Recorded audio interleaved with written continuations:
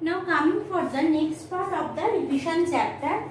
Now see, next question is that what is the minimum distance for clear vision? As we know, that is minimum vision distance for clear vision of human eye is always 25 centimeter. Remember that. Achha, next question is that what is hypermetropia and myopia? We know our eye for some reasons always suffers, for some people always suffers from two kind of eye disease, eye defect. One is myopia, another is hypermetropia. What is hypermetropia? Hypermetropia is that defect in which we can see near object very clearly, but we can't see in hypermetropia we can't see near object, but we can see distant object. Means suppose I am here at a 6 feet distance, something is happening over there, I can see that in case of hypermetropia, but in case of myopia I can't see that one. So in a single line what you will know that hypermetropia means you can see long distance, can't see near distance. Myopia means you can see near distance but can't see long distance. Means hypermetropia means you are having plus power in your eyes, and myopia means you are having negative power in your eyes. Means a person suffering from hypermetropia can see distant object clearly but cannot see near object. See, our eyes lens, biological lens, is looks like what? Looks like a convex lens. So this is a convex lens, and here we are having bunch of muscles. Clear? These muscles are called ciliary muscles. Clear? What is the purpose of that? We know when we are viewing some object which is at longer distance. So what we are doing? We are squeezing our eyes like that. Means what? We are making thick the lens. Clear? Vice versa. When we are seeing, watching something very near to our eyes, we are viewing like that. Means we are making thin the lens. Means actually what we are doing? Actually we are increasing the focal length or decreasing the focal length. So when the object is very near to me, we are decreasing the focal length. When the object is very far from me, we are increasing the focal length so we can see the object. So that is the purpose of ciliary muscle. But due to some reason, it is seen that the ciliary muscles are not working properly. So what is the problem there? Either it is possible that ciliary muscle completely loosen its elasticity property, either. So that is the case of myopia.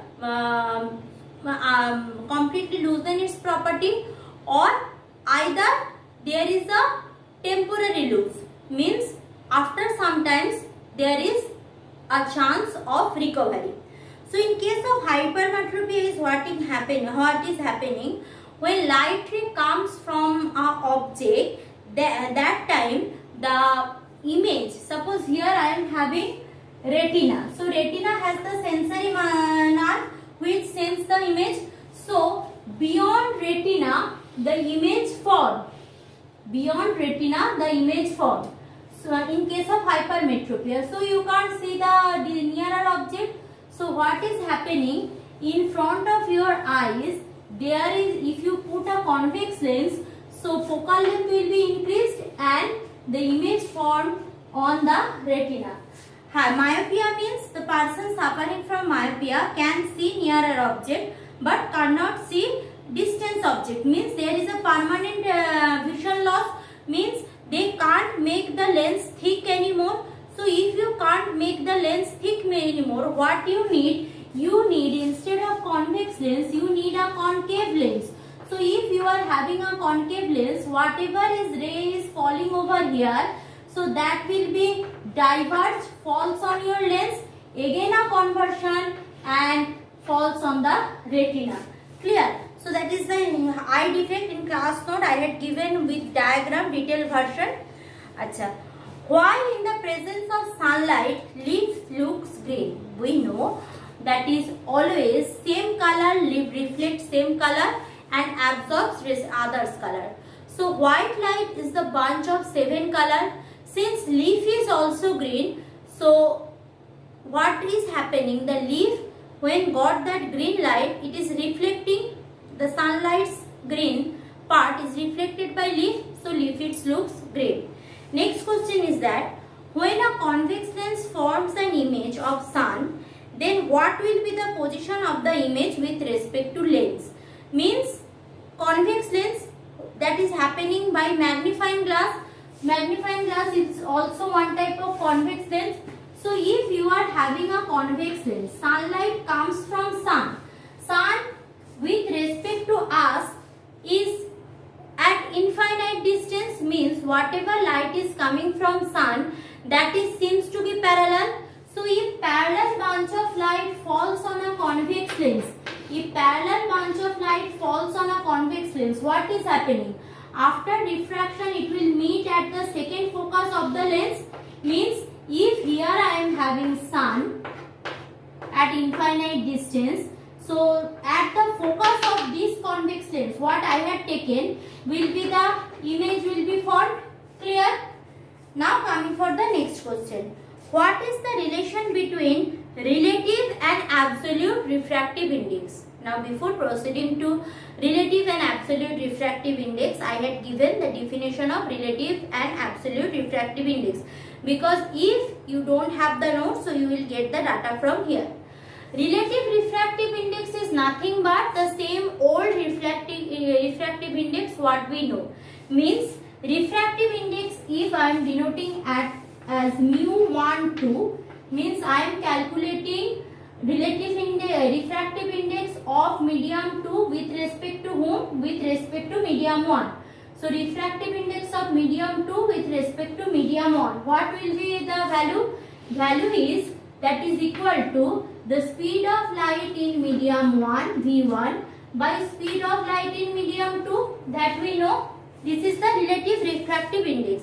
Since we are calculating refractive index of one medium with respect to another one, that's why is terms as normal refractive index or relative refractive index. Same thing. Absolute refractive index. If the fast medium is vacuum, if the fast medium is vacuum, means more precisely if I want to describe it, if I am calculating refractive index of second medium of any medium with respect to vacuum, then the refractive index is called absolute refractive index. Means if I am denoting at mu to absolute, then it will be C. C means velocity of light in vacuum or air divided by V2. Clear? That will be mu absolute. Means if you are calculating refractive index of any medium with respect to another medium, then that will be termed as relative refractive index. For the same case, if you are denoting refractive index of a medium with respect to the speed of light in vacuum, that time the refractive index will be termed as absolute refractive index. Now what is the relation between these two? This is the relative refractive index, relative, and this one absolute. So let's see. So mu1 2 can be written as V1 by V2. Mu1 2 can be written as V1 by V2. Now 1 by V2 can be written as like that. In the denominator part I am having this. So I can write here 1 by V2 by 1 by V1. See, after doing the calculation the thing will be similar. Done. No confusion. Now if I am multiplying this by C and this by C in the top and that numerator and the denominator, that will not affect the calculation. So it can be written as C by V2 by C by V1. C by V2 by C by V1, I can write that one. So C by V2 is written as mu2 absolute, and here also this one will be what? mu1 absolute.